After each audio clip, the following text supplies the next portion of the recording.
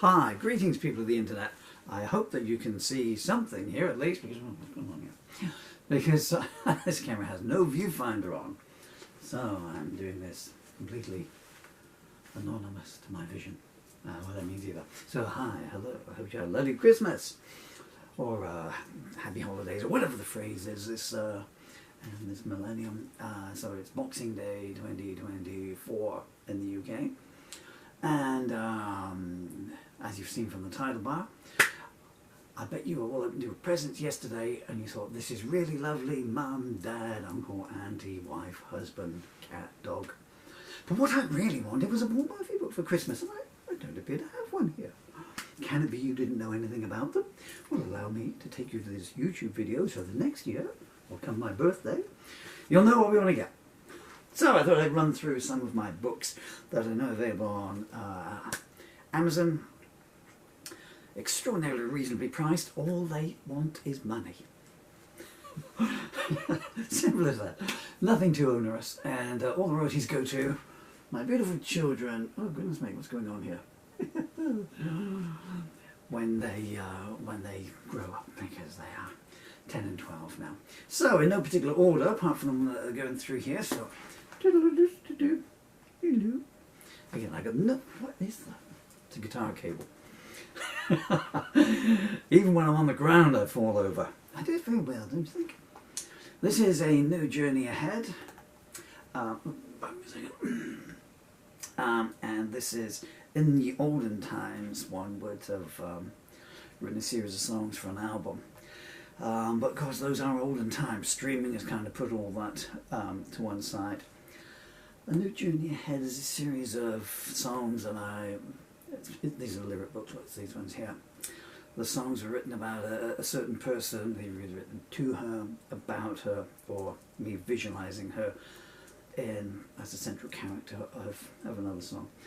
In the main, it's love songs, A Summer Day's Dreams in there, Your Beauty is in there, a few other things. Ooh. The covers are very sturdy. I was expecting that to come off them, but they didn't. This one is called Compromise Not Pictured. And this is a... Let me just double check. Oh, that's interesting. Yeah, so this is a series of my, what one would call protest material, I guess, my harder edge songs. Let me see what I've got here. I no more rehearse for this than I do when I go out on stage. Can you see my children behind me? Aren't they just the best children ever? Protect the Child, goodness me, that's a hard-hitting one. Yeah, Drive Through the Next Day. And No One Does a Thing. That was a precursor to No, goodness me. Talking to Stone Walls. Yeah, so that's Epitaph. This is some very harder hitting material. No, completely opposite. No, this is called For My Child. And this is songs and poems that I wrote for aforementioned children. Hi Dylan, hi Emily, wherever you two in the world. Daddy loves you with all his heart and soul. Misses you, not just because it's Christmas, miss you every day of the year. For any parent really, so when my son was born, you know, from the very first instance I detail his life in the song called Dylan, the poem called Dylan, like teething and that. So the titles in here are You Make My Life Fulfilled, You Renew My Soul, which was, they were a pair that went together. Shall We Go to the Zoo Today, which is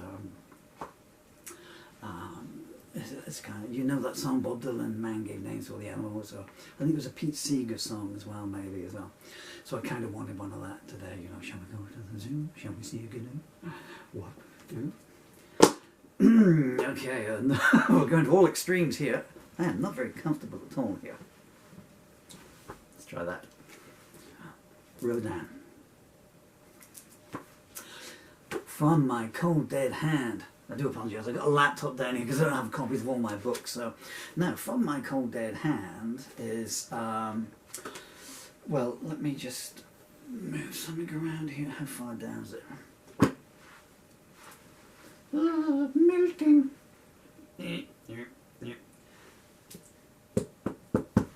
I've lost a book somewhere, lad. No, it's not up there. Oh, don't mind me, I'm just going over here. How well did I prepare for this, huh? Do. Hey, yo, did you miss me? It might be all Sunday's baptism. Isn't he the cutest boy ever? So, this meaty little puppy here, now, this would make furniture or a good doorstop. You know, preservation, you know, I don't know what the gun laws are wherever you're to in the world, but by a Paul Murphy book, we've got an intruder. Thunk. Oh no! Yeah, so 2024, the Paul Murphy lyrics. This is all the songs I wrote from the 1st of January 2024. I had to stop and think what the first day of the year was for a second, eh? I can see my children, you see, I've got some pictures on the wall there, and every now and again I can see, that's why I'm distracted here. And you saw Donald Trump went weaving around. I might just go off camera. Can you still see me at all? I don't know. 1st of January 2024 to the 30th of November 2024, in chronological order. The intention was to anthologize every song that I wrote this year. Shh, I'm talking. I'm being heckled by the furniture. Whatever next. But Amazon will only allow you to have a book 550 pages long. And so only I would write so many songs in a year that came to over 550 pages. So it goes up to the 30th of November. There weren't too many more that comes from that. And if I live long enough, I might try and adjust it. But it's not looking likely. So, but it's also split into two. So from my cold dead hand, this is like the second volume of the year. This is when things got a little bit on the dark side. I took this smile down, didn't it? Sorry, look at my daughter's beautiful drawing there. Is it still there? No, I've changed them around. This is when I entered the terminal illness stage. Goodness me, it's going downhill. And, but not as fast as I am. So this runs from 1st of July, thank you so much. 1st of July through to December 2024, all the songs I wrote then. And that is accompanied by, and this is Malice. Can you see that? I have no idea this is coming out at all. Malice Through the Looking Glass. And this is the songs from the 1st of January 2024. What's that in the Shadows through to the 30th of June 2024. But I also included the songs in November and December last year, 2023. I wrote a series of songs. As I was saying about in the old days, it would be an album called Malice Through the Looking Glass. Those days is in there, When the Angels Weep. Sorry, a bit emotional about that song. So, so these two together will give you the 2024 material, but this one will give you the Malice. That's the only place that the Malice Through the Looking Glass material appears. Let's cheer up a little bit, shall we? Okay, so this meaty little tome here, can't say meaty, I'm a vegetarian. This Sawyer-esque tome here is called The Complete Paul Murphy's Highly Unlikely History of the World. It's supposed to say the complete and a bit more, but again, Amazon have a limit to how many pages there. So I wrote 3 volumes spoofing the history of the world. Can you guess what they were? Volume 1, correct. Volume, correct 2. And the third one, the UK. And they're all in here, plus there's some extra unique material here, and I just go through, you know, taking the mickey out of all the countries in the world. This one has a slightly different cover on Amazon, but it's called, and a slightly different name, it's called the Fables Across the Solo Verse, and this is a spoof of the Beatles from 1970 through to 1980. So whereas the Ruttles spoof the Beatles from I think about 58, 59 through to their breakup, I went and did the next decade. But it also goes back through and takes the mickey out of the Beatles in retrospect. No Beatles were harmed in the making of that book, and we do love the Beatles very much as a group and as individuals. This is Love, Anger, Vengeance, Anguish and Loss. This is back to the songwriting lyrics here. This is some of the old material. You can't see it, but if you'll take my word for it, that's 4 A4 box files. And when I was trying to get my affairs in order last year, I found a big plastic crate. What's the stuff in here? And I looked through 4 A4 box files of song lyrics, studio recording sheets. They used to have a home studio here in the late 90s, early 2000s. Seems a long time ago now, but you know the thing is, when you say it and you're like, okay, that's a quarter of a century ago, more than a quarter of a century ago, but when you think about it, it went like that. Waste ye not a second, unless you're watching a Paul Murphy video, in which case, no wasted seconds. So this contains some, there's not even recordings of this material, because when I came off the road in 91, I still wrote songs, but there's a period from 91 to 97, no, 99 when I was off the road. I was still writing songs, selling to local bands and stuff and everything, and then I lost some. It's how they got lost, because, you know, they were never put aside for live performance. So that's some material through there. What have we got in here? Franchise. Having said that, it's also got some new material in there, and some material that's a hybrid. So I found some lyrics from like the Thatcher era, and I thought, okay, well that's interesting, because the start of those lyrics is what was going on then, and if you juxtapose that with what's happening in the world now, so as sort of amalgamated songs, and Franchise is a perfect example of that. This is called, correct, it's called The 4 Seasons of Love. And as you might gather, this is a collection of some of my love songs. Friendship, you fall in love with. Actually, it's the story of a relationship. Is the full story on it. So it details over the course of about 46 songs. I wrote them all from maybe October '99 through to maybe January 2000. Came out as 4 albums that were under the umbrella title Love Songs for Charlotte, which was Mickey Taver, a famous Bob Dylan bootleg, because I'd be writing these love songs. And I had a studio engineer whose girlfriend was called Charlotte. I was seeing someone called Charlotte. And, and I was using, I wanted a stand-up bass on some of the songs. I took it off on the recordings. But anyway, and his girlfriend was called Charlotte. So I was writing these songs, and the joke would be, oh, what's this song about? And I'd say, well, it's another love song for Charlotte. But it's a song cycle, and it details a guy who meets a young lady,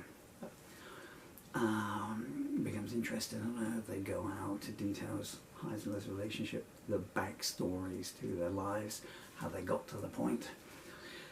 It all breaks down, goes out in flames, and ends in a somewhat notorious song called End Move, a CD of which I should have to hand here, but I don't, which was an album, it's just one song.